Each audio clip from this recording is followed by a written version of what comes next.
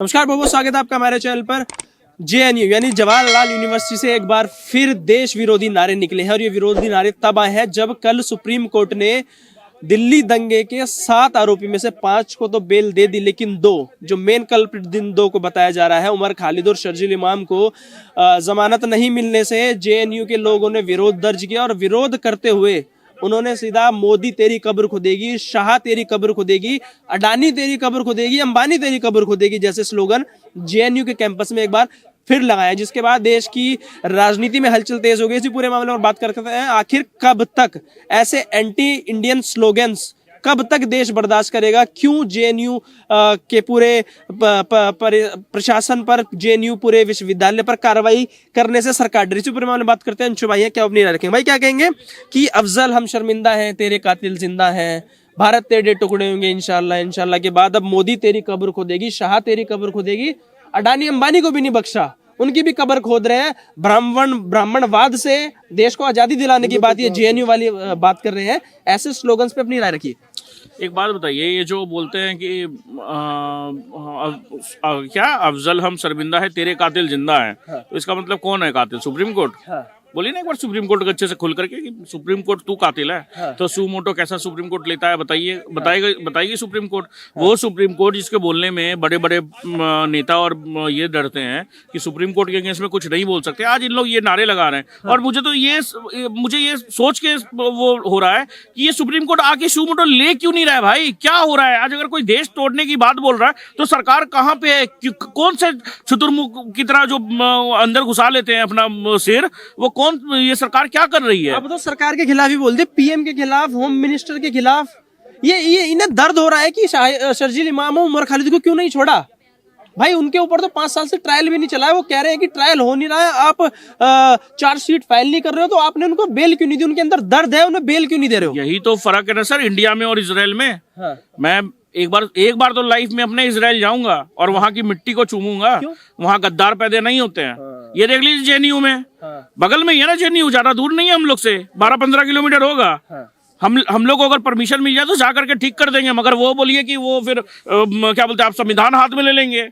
ये गलत हो जाएगा। देखिए प्रॉब्लम ये है ना सर कि वो जेएनयू में जो लोग ये देश विरोधी नारे लगा रहे हैं, पुलिस को भेज करके उन लोग को ठीक करवाइए ना, जेल में डालिए ना। क्या कर रहे हैं भाई आप? कर क्यों नहीं रहे इन लोग के अगेंस्ट में?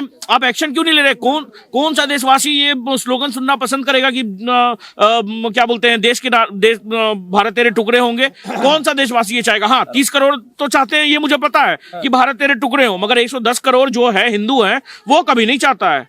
वो तो चाहता है कि भाई मेरा देश अखंड भारत रहे, मेरा देश जो है, जो बचा हुआ है वो तो उतना रहे। नहीं तो आज देख लीजिए हर कोने में शर्जील इमाम जैसा लोग, वो कहते हैं नॉर्थ ईस्ट को हम अलग कर देंगे। कोई कल को आकर कह देगा कि हम गुजरात भी तट पे है, गुजरात को भी अलग करेंगे, पंजाब को अलग करेंगे, बंगाल को हम बांग्लादेश से मिला देंगे।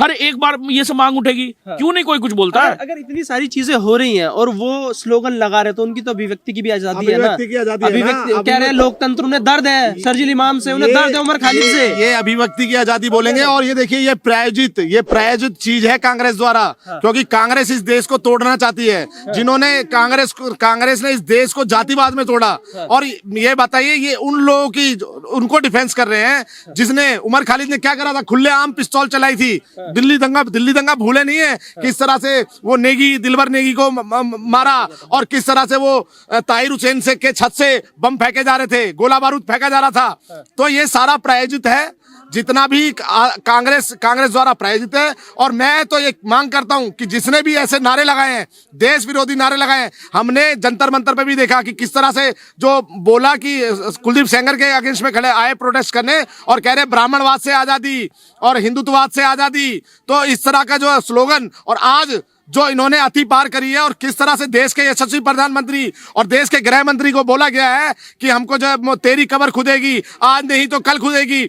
तो ये कहीं ना तो कहीं जिहादी मानसिकता दिखा रहे हैं। और मैं तो कह रहा हूं कि इन पे एनएसए लगा के इनको जो है जेल में डालना चाहिए। इनके प्रति किसी के मन में अगर संवेदना हो तो उसको भी जेल के पीछे डालना चाहिए, क्योंकि देश से बढ़ के कोई नहीं है।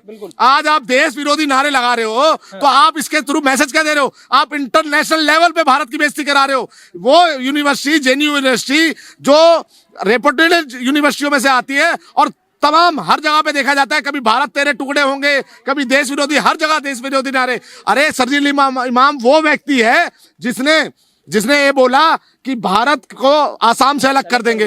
बिहार में जो है हमारे 5 लाख से ज्यादा जो है लोग हो गए हैं, हम जो है अब जो है एक गजवाए हिंद करेंगे। तो आप किस चीज को प्रोटेक्ट कर रहे हो भैया?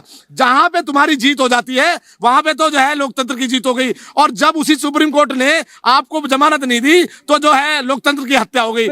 अभी आपको ऐसे वकील भी मिलेंगे कपिल सिब्बल जैसे, जो इनके डिफेंस में उतरेंगे और ना जाने कितनी पिटीशन लगाएंगे।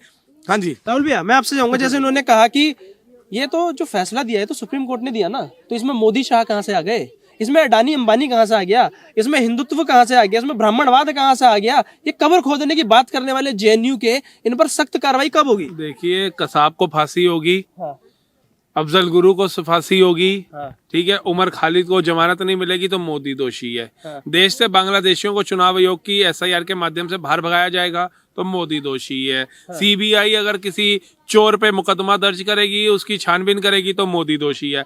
ईडी किसी भ्रष्टाचारी के घर में छापा मारेगी तो मोदी दोषी है। इनके घर में एक बच्चा भी पैदा हो जाएगा ना तो वो भी मोदी को दोष दे देंगे कि हम तो घर पे थे नहीं, ये बच्चा कहाँ से एकदम आ गया। ठीक है, तो ये वो बेवकूफ लोग हैं जिनका काम है देश में नफरत फैलाना, देश को बांटना, चाहे जाति के आधार पे बांटो, चाहे धर्म के आधार पे बांटो, चाहे दरिद्रता के नाम पे बांटो। इनका सिर्फ एक ही उद्देश्य है, बांटना। और ये जवाहरलाल नेहरू यूनिवर्सिटी, जहाँ से बड़े बड़े साइंटिस्ट इंजीनियर बन करके निकलते थे, आज वहां से नफरती लोग बन करके निकल रहे हैं। इनको आदत पड़ चुकी है, 250 रुपए महीने का कमरा पड़ी जाता है सब्सिडी लेकर के, आरक्षण के नाम पे पड़े रहो। बिल्कुल। तो सरकार से भी सवाल पूछा जाए ना, कब तक इनको 250, 200 रुपए में आप हॉस्टल में पालते रहोगे? कब तक ये टैक्स के पैसों पे पलते रहेंगे? फिर आपको आप ही के खिलाफ ऐसे नारे लगाएंगे, अफजल हम शर्मिंदा है, तेरे कातिल जिंदा है। उसमें भी तुमने किसको कातिल बोला? सुप्रीम कोर्ट को। आज आप फैसला किसने दिया? सुप्रीम कोर्ट को। सुप्रीम कोर्ट के खिलाफ तो बोल नहीं रहे, तो इजी टारगेट मोदी और इन्होंने अमित शाह को बना रखा है। तो ये एक किस तरीके की राजनीति की जा रही है, किस तरीके की स्लोगनबाजी की जा रही है? देखिए, इनके ऊपर कार्रवाई तभी हो सकती है जब भारत के नागरिक जागरूक बनेंगे।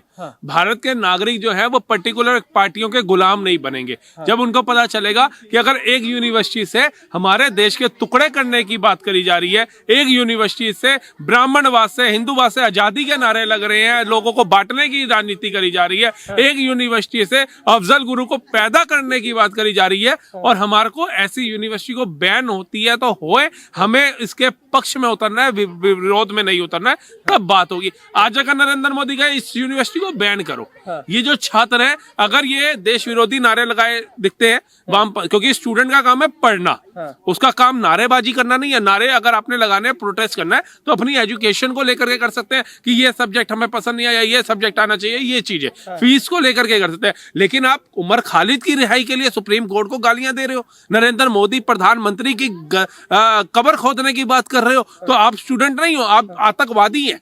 आपके ऊपर तो एनएसए लगना चाहिए, आपको जेल में डालना चाहिए। लेकिन उन्हें तो दर्द हो रहा है ना कि क्यों भाई 5-7 में से 5 को तो आपने बेल दे दी, उमर खालिद को क्यों नहीं दी, शर्जील इमाम को क्यों नहीं दी? क्या वो मुसलमान है? क्या उनको मुसलमान होना एक बहुत बड़ा जुर्म बन गया क्या इस देश में? सर्वोच्च न्यायालय भी हिंदू मुसलमान देख के बेल देने लग गया। उनके हिसाब से तो लगा भैया, उसका जो षड्यंत्र था, उसकी जो सोच थी, कुछ तथ्य ऐसे हैं ना कि उसको बेल नहीं मिल रही है। तो आपके पास तो बड़े बड़े वकील हैं, कपिल सिब्बल, मनु सिंघवी जैसे हैं, और वो प्रशांत किशोर जैसे। भैया काहे नहीं बेल दिला पा रहे हैं? उन्होंने तो पूरी किताबें पढ़ रखी है और देश तो संविधान से ही चल रहा है। अगर उसको बेल दिलाने में उनको नहीं दिक्कत आ रही है, नहीं दिला पा रहे, तो इसका मतलब सोचिए कि कानून के पास, सर्वोच्च न्यायालय के पास कितने सबूत हैं इस उमर खालिद के खिलाफ, और ये भारत को क्या कर सकता था।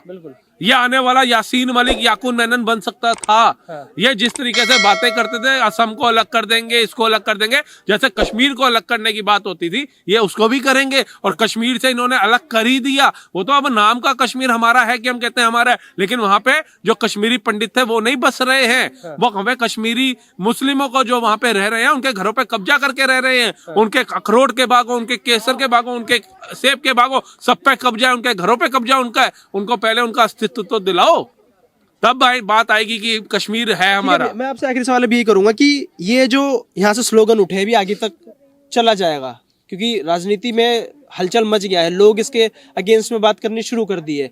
तो ये लोग आखिर कब तक ऐसे ही एंटी इंडिया स्लोगन देते रहेंगे? कब तक इनको ऐसी पाला जाता रहेगा टैक्स के पैसों पे, और क्या कार्रवाई की मांग करते हैं? देखिए, मैं अश्विनी उपाध्याय जी को बहुत सुनता हूँ। हाँ। अश्विनी उपाध्याय जी ने एक चीज तो बहुत अच्छी बोली हुई है, वो भारत के हर एक बंदे को समझना चाहिए कि जब तक इस देश की कानूनी प्रतिक्रिया ठीक नहीं होगी, नरेंद्र मोदी जैसे 10 नरेंद्र मोदी और आ जाए, इस देश में सब कुछ ठीक नहीं हो सकता। जेएनयू से आप प्रधानमंत्री की कब्र खोदने के नारे लगा सकते हैं, आप पे कोई कार्रवाई नहीं होगी क्योंकि फ्रीडम ऑफ स्पीच है। आप उमर खालिद के समर्थन में नारे लगाओगे, आप भारत को तोड़ने के नारे लगाओगे, फ्रीडम ऑफ स्पीच है। इसको चेंज करना चाहिए संशोधन करके हमारे लोकतांत्रिक देश के अंदर। और ऐसे छात्र जो पढ़ाई से हट करके देश के अंदर ऐसे नफरती नारे लगाते हैं, इनकी जो डिग्रियां हैं वो कैंसिल होनी चाहिए। एक की डिग्री कैंसिल होगी, 10 को समझ आ जाएगी।